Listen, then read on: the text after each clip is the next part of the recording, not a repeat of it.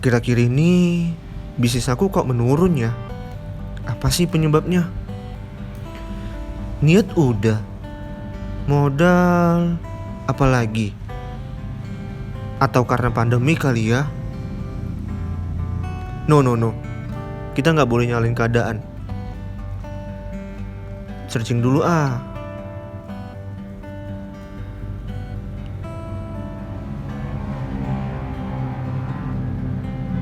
Oh iya, gagasan usahanya kurang. Teman-teman di rumah udah pada tahu belum gagasan usaha itu apa? Kalau belum, simak video berikut ini ya.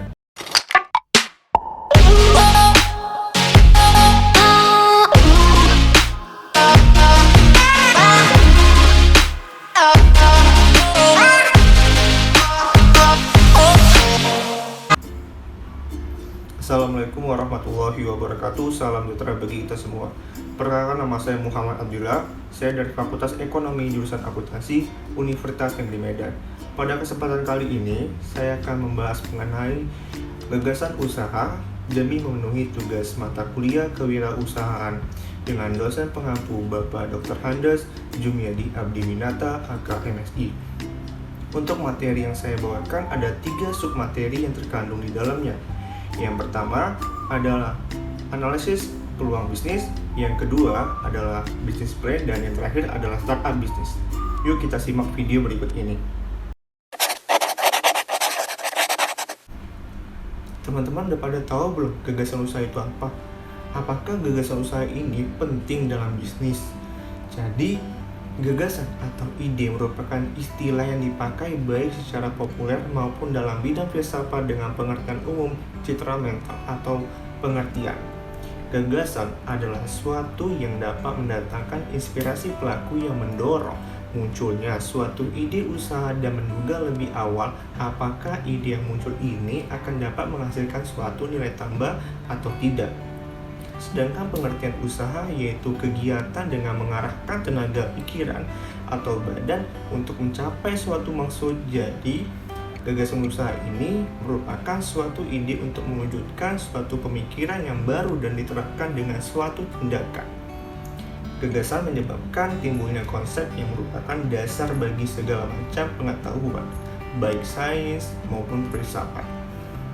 Selama ide belum dituangkan menjadi suatu konsep dengan tulisan maupun gambar yang nyata, maka ide yang masih berada di dalam pikiran.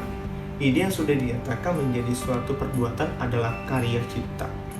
Untuk mengubah ide menjadi karya cipta dilakukan serangkaian proses berpikir yang logis dan seringkali realisasinya memerlukan usaha yang terus-menerus sehingga antara ide awal yang muncul dan di pikiran dan karya cipta satu sama lain saling bersesuaian sebagai kenyataan. Kemudian saya menjelaskan mengenai sumber gagasan usaha. Penemuan ide atau gagasan yang baik diperlukan banyak informasi yang berhubungan dengan ide atau gagasan, maka perlu dilakukan kegiatan berikut. Yang pertama, mengetahui sumber informasi. Yang kedua, melakukan seleksi informasi dari sumber-sumber. Nah, gagasan ini adalah sesuatu yang dapat mendatangkan inspirasi pelaku yang mendorong munculnya suatu ide usaha dan menduga lebih awal apakah ide yang muncul ini akan dapat menghasilkan sesuatu nilai tambahan atau tidak. Pemahaman sumber gagasan yang baik tentunya akan memperkaya ide usaha. Sumber gagasan usaha bagi produk dan jasa baru yaitu yang pertama adalah kebutuhan akan sumber penemuan. Yang kedua, membuat inovasi baru sesuai kalian. Yang ketiga, hobi atau kesenangan pribadi. Yang keempat, menyesuaikan diri dengan kebutuhan sekitar. Yang selanjutnya, membuatkan koneksi dan relasi. Yang terakhir, mengamati kecenderungan. Kemudian, terdapat sumber gagasan usaha lainnya, yaitu yang pertama adalah survei. Nah, survei dapat diartikan seseorang mencari ide usaha dengan cara terjun langsung ke lapangan guna mengamati, melihat secara langsung dari dekat mengenai objek yang dianggap menarik ataupun dilakukan secara sistematik dengan dibuat suatu rancangan yang khusus atau perlakuan yang khusus. Kemudian dengan tahap-tahap ini yang harus dilakukan guna memenuhi suatu ide usaha. Yang kedua adalah pengalaman. Nah, banyak lahirnya para pendiri perusahaan didasari oleh pengalaman yang berharga mereka. Karena semakin banyak pengalaman, semakin pula lah seseorang tersebut dapat pelajari bisnis lainnya dan juga mudah untuk menyesuaikan diri terhadap permasalahan bisnis yang dihadapi. Kemudian teknologi.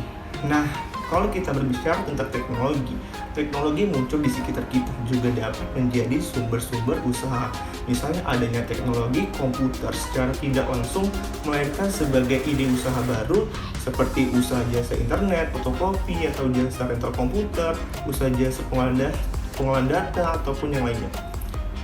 Kemudian ada juga yang namanya pesaing. Nah, kalau kita berbicara tentang pesaing, kegiatan pesaing untuk melakukan inovasi produknya kadang-kadang muncul dari adanya usaha baru, baik berupa produksi, barang substitusi, ataupun meniru produk yang sudah ada sedikit modifikasi. Contohnya saja, air mineral yang bisa disebut dengan aqua yang telah melahirkan ratusan ide untuk menghasilkan air mineral sejenis aqua tersebut dengan merek dagang yang berbeda-beda. Kemudian yang kelima adalah perubahan lingkungan. Nah, ide juga dapat muncul dengan adanya perubahan lingkungan. Misalnya, ada perubahan lingkungan sebagai akibat dari pendirian suatu perguruan tinggi atau sekolah. Maka lingkungan di sekitar perguruan tinggi atau sekolah tersebut yang tadinya merupakan lingkungan tempat tinggal sekarang telah menjadi lingkungan bisnis yang menunjang kebutuhan tambahan dari adanya perguruan tinggi atau sekolah tersebut. Seperti contohnya adalah kebutuhan warung, kebutuhan restoran, dan lain-lain. Kemudian saya menjelaskan mengenai analisis lingkungan dalam gagasan usaha.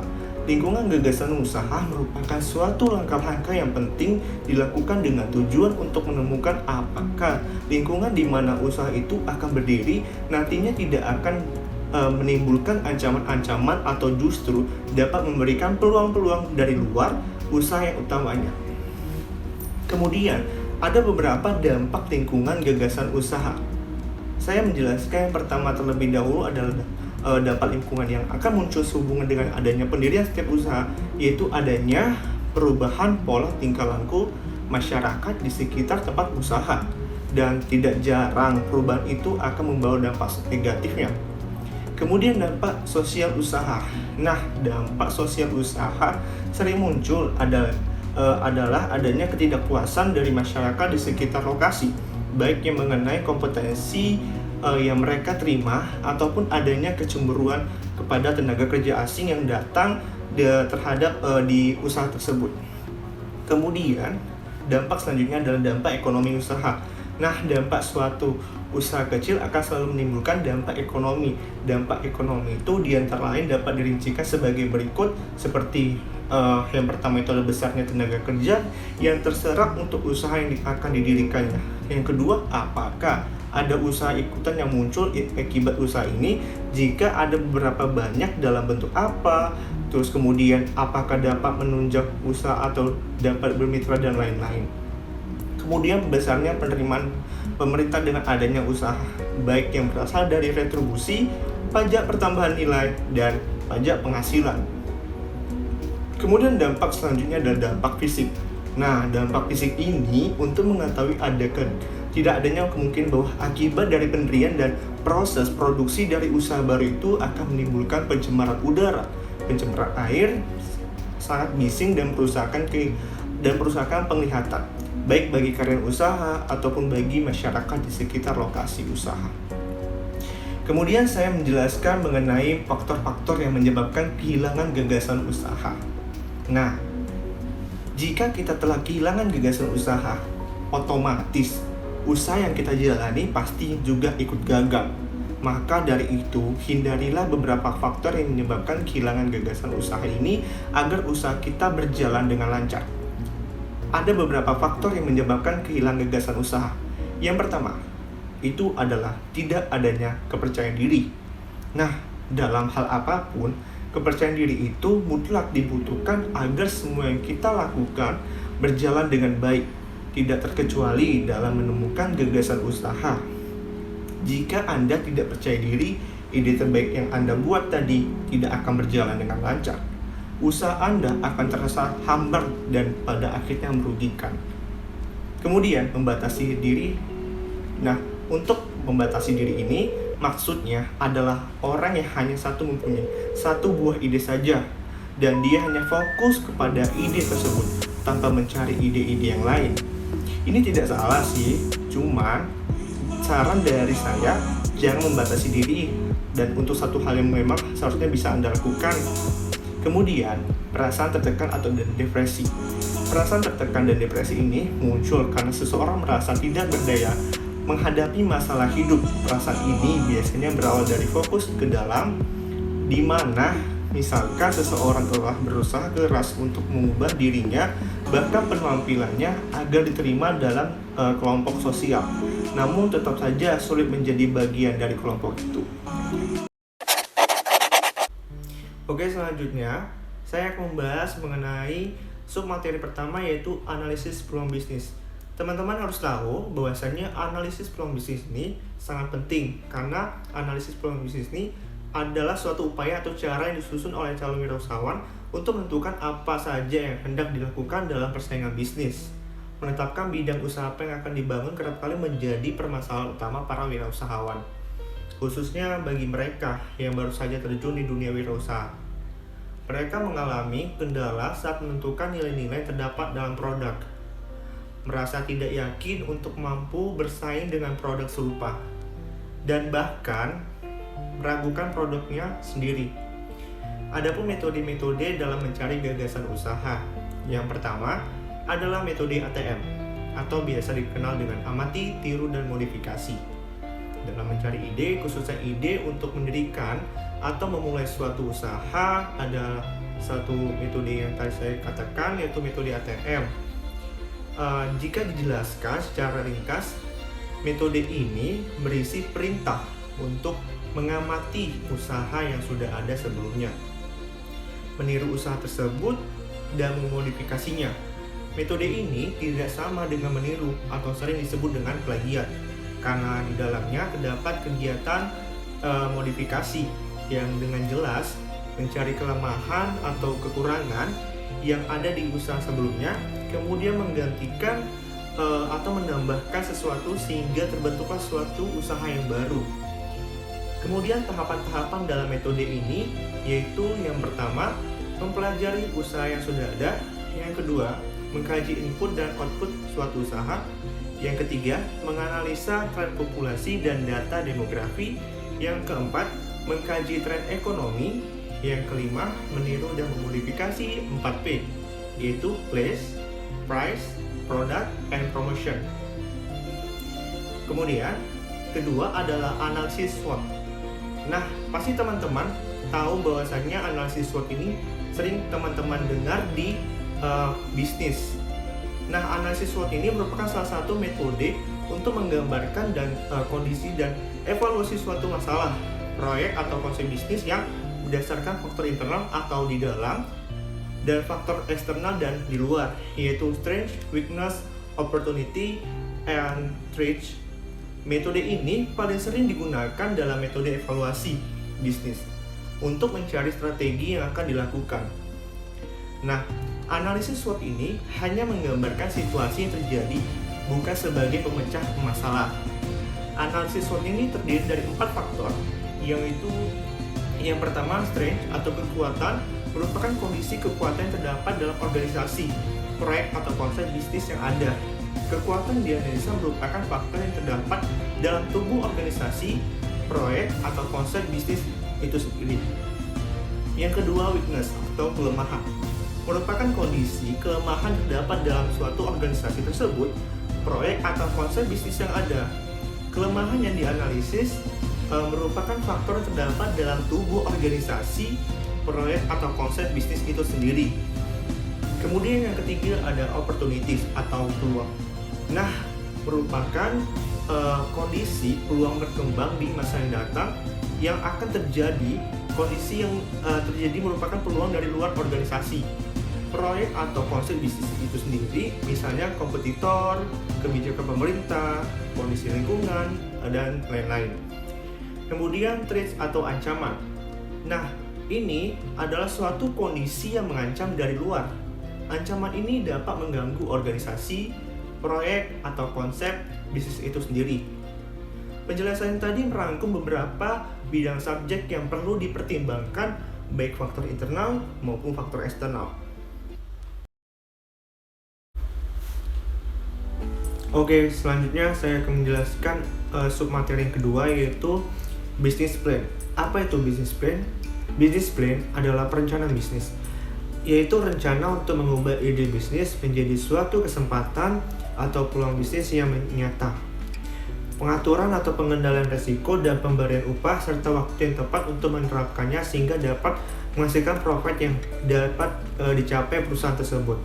Business plan dipandang sebagai perencanaan seseorang wirausaha untuk mencoba mendirikan bisnis.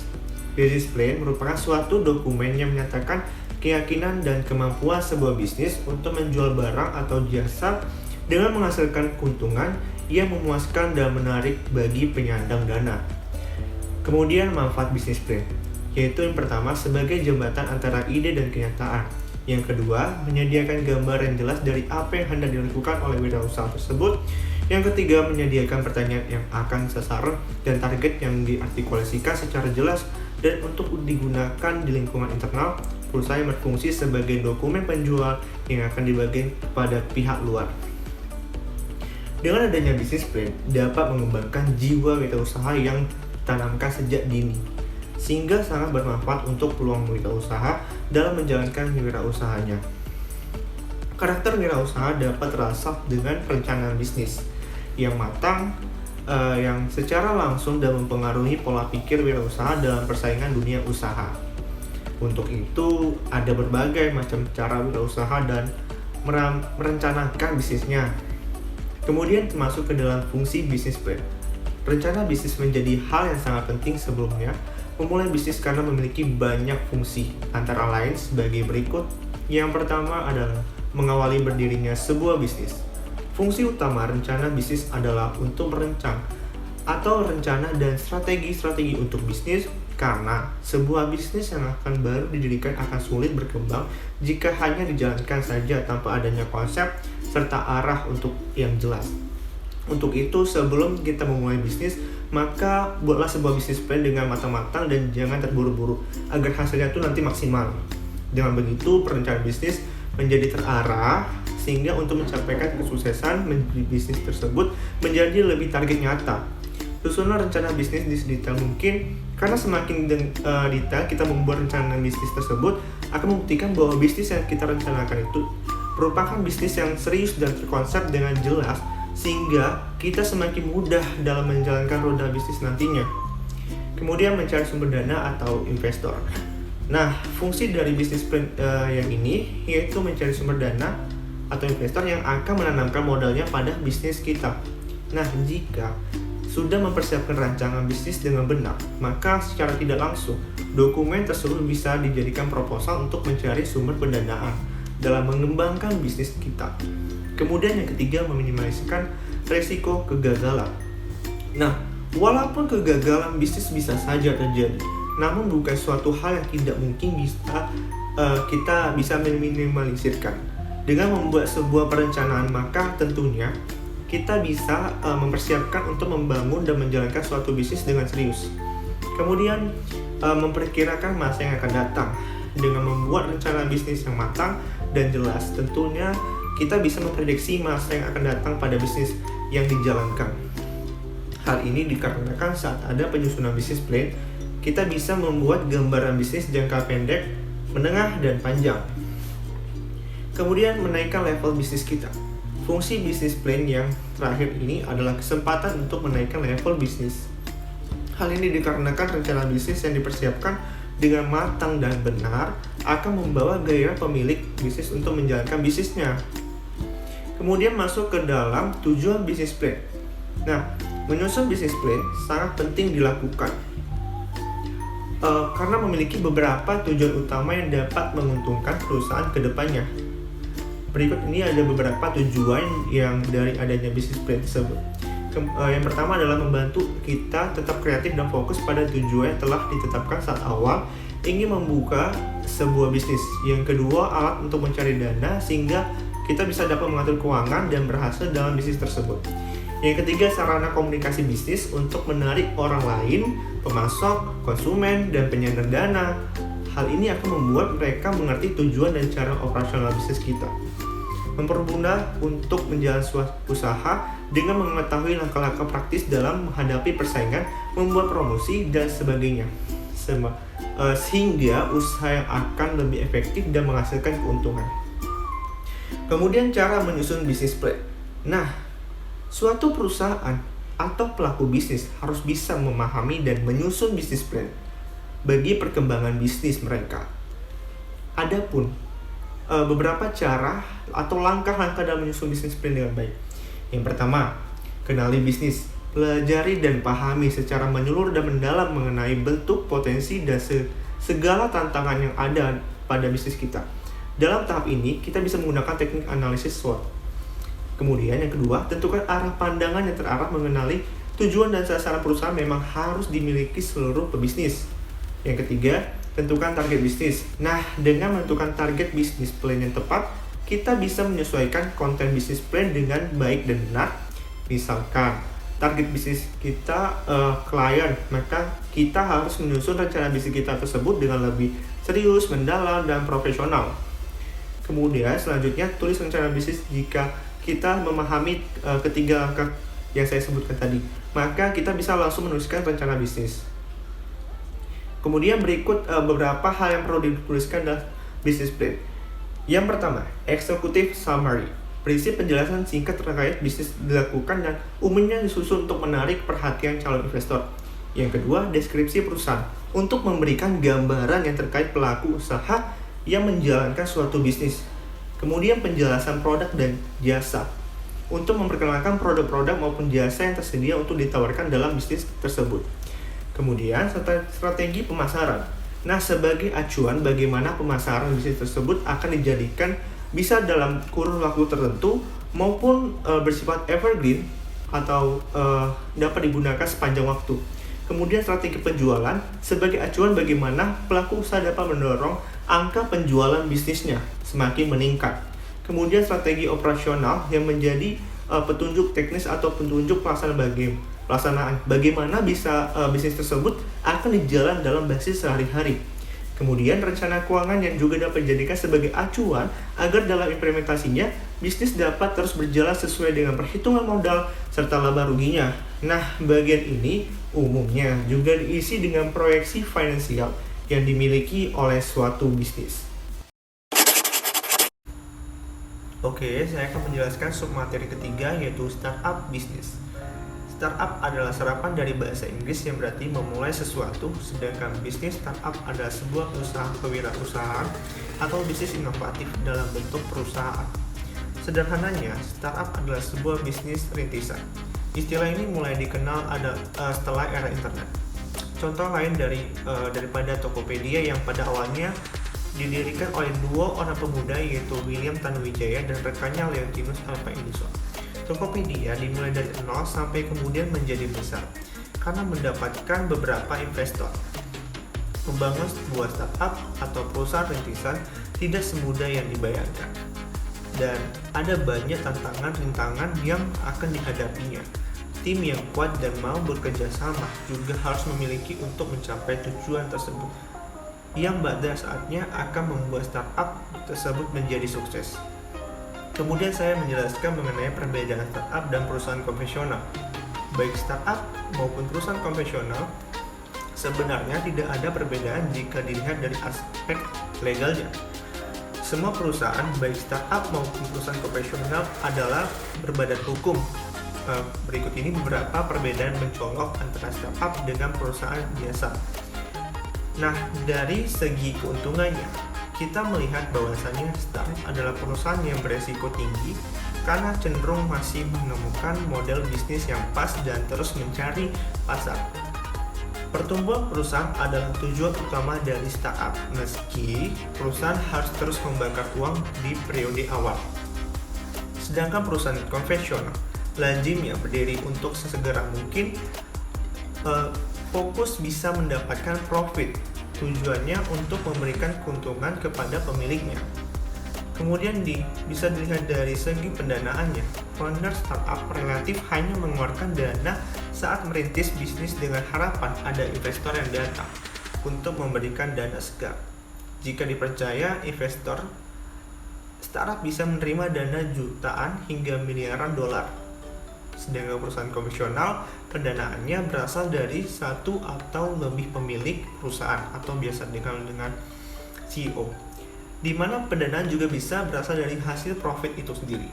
Kemudian jika dilihat dari segi produksi operasional perusahaan startup cenderung dipenuhi dengan founder atau manajemen perusahaan, sementara investor tak banyak mencampuri bisnis startup tersebut. Nah, investor biasanya hanya terlibat pada keputusan strategis. Kemudian dalam perusahaan konvensional, jalannya perusahaan sangat dipengaruhi oleh kehendak pemilik perusahaannya, entah secara langsung atau tidak langsung. Bahkan banyak perusahaan yang permodalannya atau pemilikannya masuk gitu dalam manajemen perusahaan, sesuatu yang hampir sulit sekali ditemukan pada perusahaan startup. Oke, selanjutnya saya akan membahas jenis-jenis klasifikasi startup. Berdasarkan klasifikasinya, startup yang ada pada saat ini yaitu yang pertama, jenis startup berdasarkan pasar. Menurut Steve Blank, ada 4 jenis startup tergantung pada jenis pasar yang mereka rencanakan. Yang pertama, startup dengan pasar yang ada. Nah, pada jenis startup ini menargetkan pasar yang ditentukan dengan baik yang sudah ada, dimiliki permintaan dan mencari solusi yang berbeda dan dapat mengganggu fungsi pasar yang ada. Yang kedua, startup dengan pasar baru. Nah, startup ini menemukan permintaan yang baru dan membangun penawaran untuk menyelesaikan permasalahan-permasalahan yang terjadi dan mengembangkan pasar baru dalam prosesnya. Pasar baru berarti bahwa startup memungkinkan banyak orang untuk melakukan sesuatu yang tidak dapat mereka lakukan sebelumnya. Hal itu muncul.